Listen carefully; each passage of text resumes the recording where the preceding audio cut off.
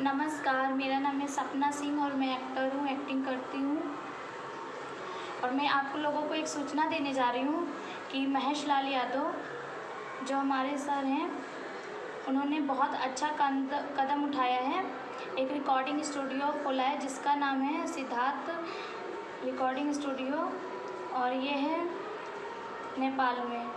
ये खोल रहे हैं, ये इसलिए खोल रहे हैं कि जितने भी नेपाल में शूटिंग के लोग कलाकार जुड़े हुए हैं, बजाने वाले या सिंगर या राइटर जितने भी हैं, तो इन लोग के लिए बहुत अच्छी खबर है। इनके रिकॉर्डिंग में आप लोग जा कर के इनके स्टूडियो में जाके रिकॉर्डिंग करें और बहुत अच्छा है। यहीं से आप लोग को पूरे हिंदुस्तान में पूरे प्रचार होगा, जान पहचान होगा।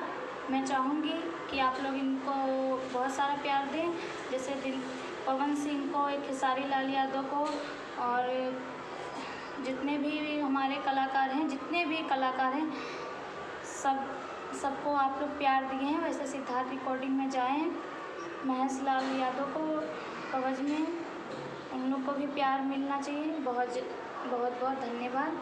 और आप लोग जाइए, और मैं भी जाऊंगी, और आप लोग जाके शूट कराइए। ओके, धन्यवाद।